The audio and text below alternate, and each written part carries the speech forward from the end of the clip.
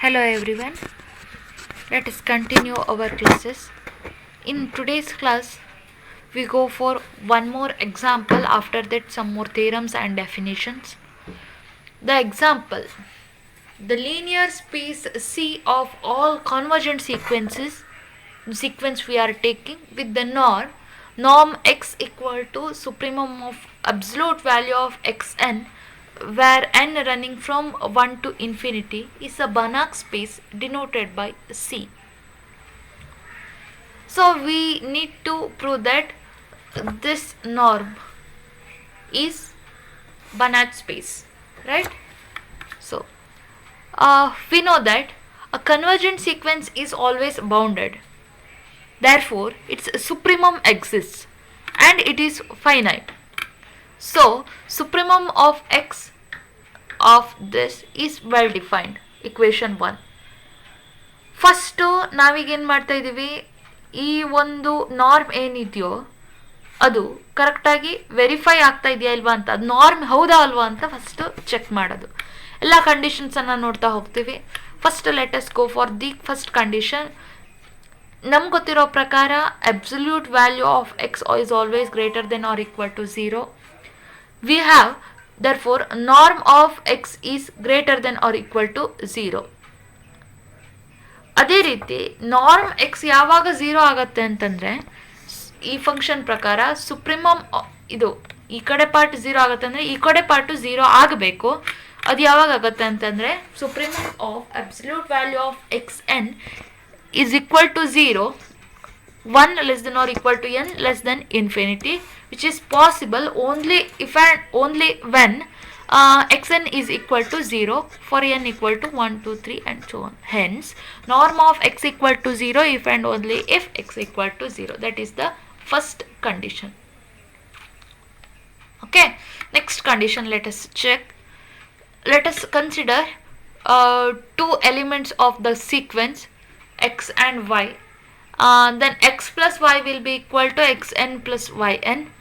Norm of x plus y ಅನ್ನು consider ಮಾಡಿದ್ರೆ, by the function we have supremum from 1 to infinity.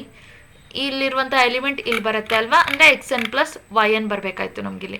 Okay, so this can be written as which is less than or equal to, ನಾವು separate ಮಾಡಿದಾಗ supremum of mod x n as n running from 1 to infinity and supremum of absolute value of y n as n running from 1 to infinity.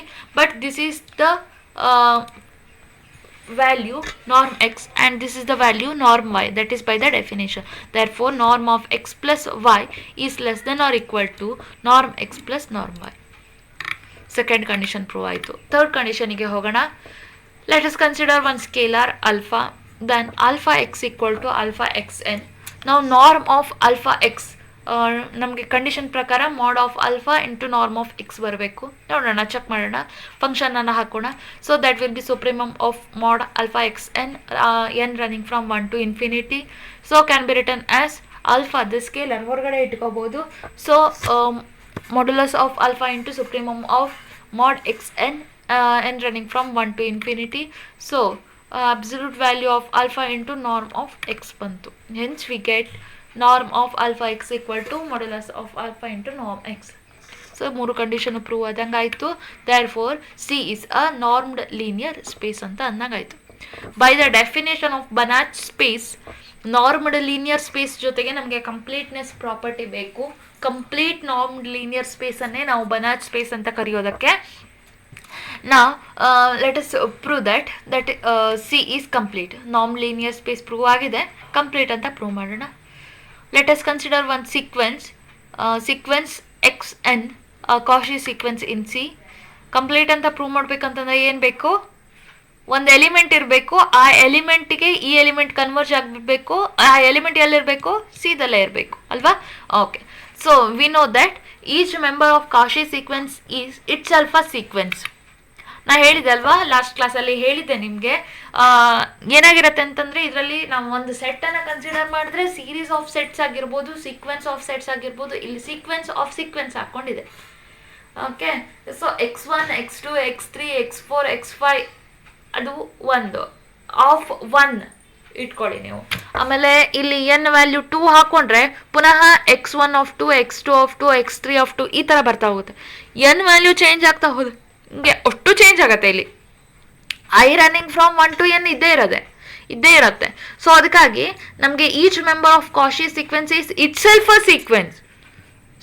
Kashi sequence ಅಲ್ಲಿ ಇರುವಂತಹ ಎಲ್ಲ elements ಸೀಕ್ವೆನ್ಸೇ ಆ ಥರ ಬರೋದು.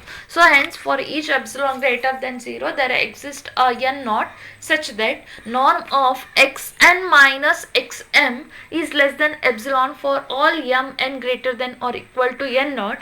From this we get supremum. ಇದಕ್ಕೆ ಹಾಕ್ತಾ ಇದ್ದೀವಿ. Okay, ಇದಕ್ಕೆ ಹಾಕ್ತಾ ಇದ್ದೀವಿ xi n minus xi m is less than epsilon for m n greater than or equal to n naught. This implies that this absolute value is less than epsilon for I equal to 1, 2, 3 and so on, and for all m n greater than or equal to m naught. Okay, supremum is less than epsilon ಇದೆ ಅಂತಂದ್ರೆ just ಆ function ಅನ್ನ ಅಂದ್ರೆ absolute value ಅನ್ನ ತಗೊಂಡಾಗ ಕೂಡ ಅದು less than epsilon ಬರುತ್ತೆ ಅಂತ ನಾವು ಹೇಳ್ತಾ ಇದೀವಿ. Hence for each fixed I the sequence of real numbers this is a Cauchy sequence in R. ಆದರೆ ನಮ್ಗೆ ಗೊತ್ತಿರೋ ಪ್ರಕಾರ R is a complete space. ಒಂದು ಪ್ರಾಬ್ಲಮ್ ಅಲ್ಲಿ ಪ್ರೂವ್ ಮಾಡಿದ್ದೀವಿ, ಹೌದಾ? ಸೊ ಅದಕ್ಕಾಗಿ ಒಂದು ಕನ್ಸಿಡರ್ ಮಾಡ್ತಾ ಇದ್ದೀವಿ, ಒಂದು ಪರ್ಟಿಕ್ಯುಲರ್ ವ್ಯಾಲ್ಯೂಗೆ ಅದು ಕಂಪ್ಲೀಟ್ ಸ್ಪೇಸ್ ಆಗಿರೋದಕ್ಕೆ ನಮ್ಗೇನಾಗತ್ತೆ, ಅದು ಒಂದು ಪರ್ಟಿಕ್ಯುಲರ್ ಪಾಯಿಂಟಿಗೆ ಕನ್ವರ್ಜ್ ಆಗುತ್ತೆ ಅನ್ನೋದು ಮೊದಲೇ ಸಿಕ್ಕಿರತ್ತೆ. ಸೊ ಆ ರಿಸಲ್ಟ್ ಅನ್ನ ತಗೊಳ್ತಾ ಇದ್ದೀವಿ. Limit as N tending to infinity x I n is equal to x i. Particular ವ್ಯಾಲ್ಯೂಗೆ ಕನ್ವರ್ಜ್ ಆಗಿದೆ. ಆ ಪರ್ಟಿಕ್ಯುಲರ್ ವ್ಯಾಲ್ಯೂ ಯಾವುದು? X i for fixed i ಅಂತ ತಗೊಂಡಿದ್ದೀವಿ.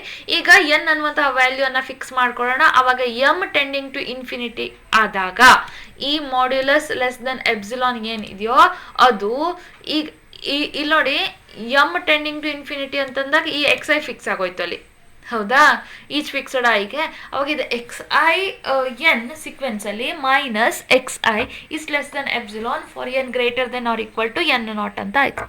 Since epsilon does not depend on I, so supremum of this will be less than epsilon for all N greater than or equal to N naught, which implies that ಈ supremum ಅಂತಂದ್ರೆ ಇದು norm of X N. ಇದು ಈ function ಇರೋದನ್ನ function ಹಾಕೊಂಡಿದ್ದೀನಿ is tending to 0 as N tending to infinity ಅಂತ ಆಯಿತು. So ಈಗ ನಾವು we need to show that this X belongs to the set of sequence ಅಲ್ವಾ, ಸೀಕ್ವೆನ್ಸ್ ಆಫ್ ಸೀಕ್ವೆನ್ಸ್ ಸಿ ಆಗಿದೆ ಅಂತ ತೋರಿಸ್ಬೇಕು. ಸೊ ಇದಕ್ಕೆ ನಮ್ಗೆ ಏನು ಮಾಡಬೇಕಾದಂಥ ಅವಶ್ಯಕತೆ ಇಲ್ಲ. ನಾವು ಅದು ಕಾಶಿ ಸೀಕ್ವೆನ್ಸ್ ಆರ್ ಆಗಿರೋದಕ್ಕೆ ಅದರಲ್ಲಿರುವಂಥ ಎಲ್ಲದೂ ಕಾನ್ವರ್ಜೆಂಟ್ ಸೀಕ್ವೆನ್ಸ್ ಅನ್ನುವಂತಹ ರಿಸಲ್ಟನ್ನು ಕನ್ಸಿಡರ್ ಮಾಡಿಕೊಂಡ್ರೆ ಸಾಕು. ಪರ್ಟಿಕ್ಯುಲರ್ ಎನ್ ನಾಟಿಗೆ ನಾನು ಇಲ್ಲಿ ಹಾಕಿ ತೋರಿಸಿದ್ದೀನಿ. So it is a Cauchy sequence, Hans we get this is less than epsilon and absolute value of any two elements X I ಮತ್ತು ಎಕ್ಸ್ ಜೆ ಅದು ಯಾವಾಗಲೂ ಕೂಡ ನಮಗೆ ಲೆಸ್ ದೆನ್ ಎಪ್ಸಿಲಾನ್ ಕೂಡ ಬರುತ್ತೆ.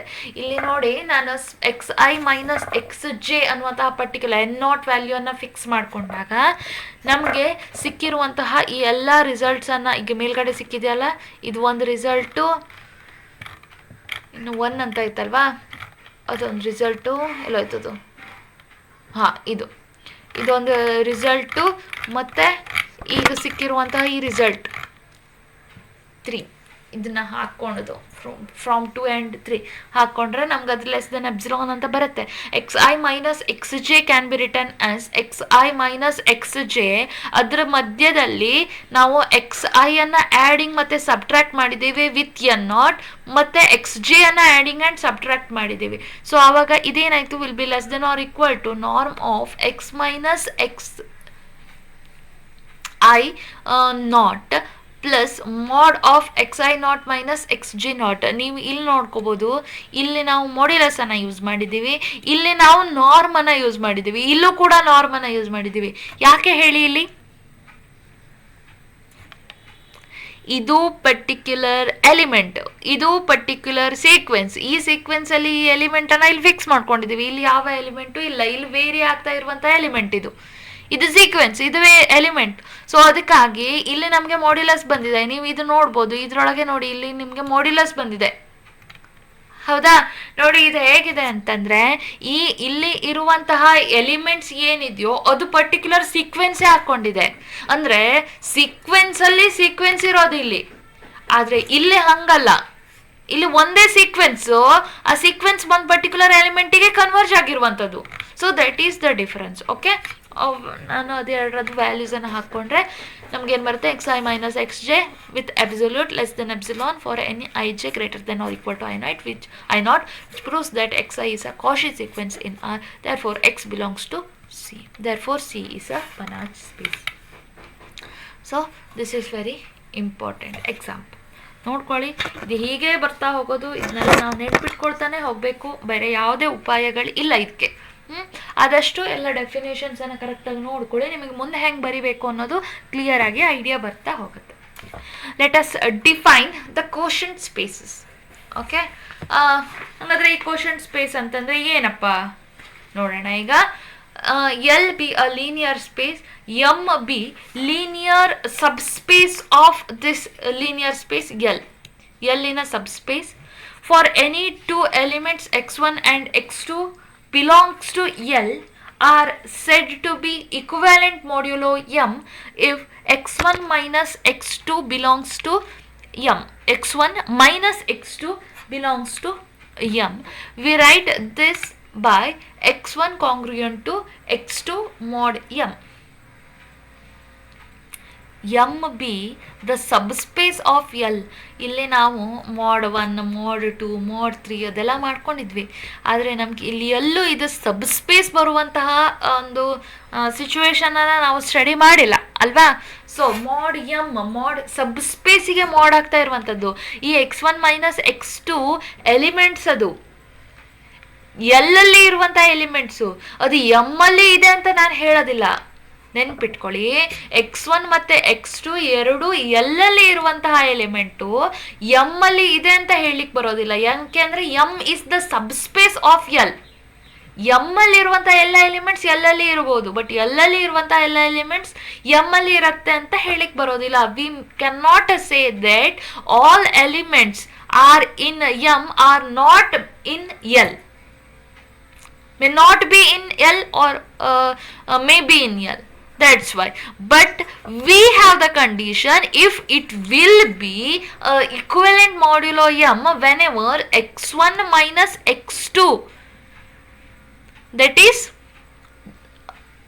ಎರಡು ಎಲಿಮೆಂಟನ್ನು ಸಬ್ಟ್ರಾಕ್ಟ್ ಮಾಡಿದಾಗ ಬರುವಂತಹ ಎಲಿಮೆಂಟ್ ಏನಿದೆಯೋ ಅದು ಎಮ್ಮಲ್ಲೇ ಇರತ್ತೆ ಅಂತ ಹೇಳ್ತಿದ್ದೀವಿ. ಓಕೆ, ಅದು ಆವಾಗ ಮಾತ್ರ ಅದು ಇಕ್ವಿಲೆಂಟ್ ಮಾಡ್ಯುಲೋ ಎಮ್ ಅಂತ ಆಗುತ್ತೆ. So this is an equivalence relation and divides L into mutually disjoint classes if and only if they are equivalent modulo M. ಈ ರಿಲೇಷನ್ ಯಾವಾಗ ಇರುತ್ತೋ ಆವಾಗ ಎಲ್ಲನ್ನು ಅದು ಮ್ಯೂಚುವಲಿ ಡಿಸ್ಜಾಯಿಂಟ್ ಕ್ಲಾಸಸ್ ಆಗಿ ಡಿವೈಡ್ ಮಾಡುತ್ತೆ. ಇಕ್ವಿವೆಲೆಂಟ್ ಮಾಡ್ಯುಲೋ ಎಮ್ ಆದಾಗ ಮಾತ್ರ ಎಲ್ಲನ್ನ ಅದು ಮ್ಯೂಚುವಲಿ ಡಿಸ್ಜಾಯಿಂಟ್ ಕ್ಲಾಸಸ್ ಆಗಿ ಡಿವೈಡ್ ಮಾಡುತ್ತೆ ಈ ರಿಲೇಷನ್ನು. ಸೊ ಆ ಸೆಟ್ ಏನು ಆಬ್ಟೇನ್ ಆಗತ್ತಲ್ವಾ, ಡಿಸ್ಜಾಯಿಂಟ್ ಕ್ಲಾಸಸ್ ಇರುವಂಥ ಸೆಟ್ಸ್ ಏನು ಆಬ್ಟೇನ್ ಆಗತ್ತಲ್ವಾ, ಅದನ್ನು ನಾವು ಎಲ್ ಬೈ ಎಮ್ ಅಂತ ಕರಿತೀವಿ. ಸೊ ಈಗ suppose this X closed bracket ಮಧ್ಯದಲ್ಲಿ ಬರೆದಿರೋದು, ಇದು ಇಕ್ವಿವೆಲೆಂಟ್ ಕ್ಲಾಸ್ ಕಂಟೈನಿಂಗ್ ಎಕ್ಸ್. ಓದೋದು ಕೂಡ ಹಾಗೆ, equivalent class of X. Okay, then this will be equal to the element y, set of elements y such that y congruent to x mod m ಅಂತಂದ್ರೆ y minus x should belongs to m ಅಂತ ಅರ್ಥ. Okay, so ಅದನ್ನೇ ಬರ್ದಿರೋದು. So ಈ ಇಕ್ವಿವೆಲೆನ್ಸ್ class of X ಏನಿದೆಯೋ ಅದು ಎಲ್ಲ ಎಲಿಮೆಂಟ್ಸನ್ನು ಹೊಂದಿರುತ್ತೆ. ಆ ಎಲ್ಲ ಎಲಿಮೆಂಟ್ಸ್ ಹೆಂಗಿರಬೇಕು, ಅದರದಿಂದ ಯಾವುದೇ ಎಲಿಮೆಂಟ್ ಎಕ್ಸ್ ಅನ್ನು ನೀವು ಮೈನಸ್ ಮಾಡಿದಾಗ ಬರುವಂತಹ ಎಲಿಮೆಂಟ್ ಎಮ್ ಅಲ್ಲಿ ಇರಬೇಕು. Okay, can be written as y such that y minus x equal to one particular m ಅಂತ ತಗೊಳ್ಳೋಣ. M belongs to capital M ಆಗಿರುತ್ತೆ. ಸೊ ಎಕ್ಸ್ ಪ್ಲಸ್ ವೈ ಅಂತಂದ್ರೆ ಏನಾಯ್ತು, ಅವಾಗ ಈ ಮೈನಸ್ ಎಕ್ಸ್ ಅನ್ನ ಈ ಕಡೆ ತಗೊಬನ್ನಿ, y equal to m plus x ಆಯ್ತು. ಸೊ ಈ ಎಕ್ಸ್ ಇಕ್ವಿವೆಲೆಂಟ್ ಕ್ಲಾಸ್ ಅಲ್ಲಿ ಇರುವಂತಹ ವ್ಯಾಲ್ಯೂಸ್ ಹೆಂಗಿರುತ್ತೆ ಅಂತಂದರೆ ಎಕ್ಸ್ ಪ್ಲಸ್ ಎಮ್ ಆಗಿರುತ್ತೆ, m belongs to capital M. ಅಥವಾ ಈ ಸೆಟ್ಟನ್ನು ಡೈರೆಕ್ಟ್ಲಿ ನೀವು ಎಕ್ಸ್ ಪ್ಲಸ್ ಕ್ಯಾಪಿಟಲ್ ಎಮ್ ಅಂತ ಕೂಡ ಬರಿಬೋದು. That is most important notation. ಇನ್ನೆಲ್ಲ ಕಡೆ ನಾವು ಎಕ್ಸ್ ಪ್ಲಸ್ ಕ್ಯಾಪಿಟಲ್ ಎಮ್ ಅಂತಾನೆ ಬರ್ಕೋತ ಹೋಗ್ತೀವಿ. ಈಗ x plus small for all m belongs to M ಆಗತ್ತಲ್ವಾ ಇಲ್ಲಿ, ಅದಕ್ಕಾಗಿ ಹಂಗೆ ಬರೋದದು. Okay, this is the set this is equal to x plus capital M. ನೀವು ವಿಡಿಯೋ ಕರೆಕ್ಟಾಗಿ ನೋಡ್ಕೊಂಡ್ರೆ ಮಾತ್ರ ನಿಮ್ಗೆ ಅರ್ಥ ಆಗುತ್ತೆ, ಇಲ್ಲಾಂದರೆ ಕಾನ್ಸೆಪ್ಟ್ ಅರ್ಥ ಆಗೋದಿಲ್ಲ. ಓಕೆ, ನಿಮಗೆ ಬಿಟ್ಟಿರೋದು ಅದು. Thus, equivalent class of X is the set of all sums of X and the elements of M. The set, this equivalent class of X is called the coset of M determined by X.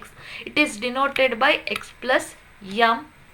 We define addition and scalar multiplication among the cosets in M as follows: x plus m plus y plus m equal to x plus y plus m. Alpha of x plus m equal to alpha x plus m. With respect to these operations, the cosets forms a linear space. The zero element of L by m is 0 plus m, which is m itself, and the negative of x plus m, inverse ಅಂತಾನು ಕೂಡ ಹೇಳ್ಬೋದು ನಾವು, that will be minus x plus m. So if x belongs to m, then x plus m belongs to m also. That is the definition. Linear space L by m is called the quotient space of L with respect to m.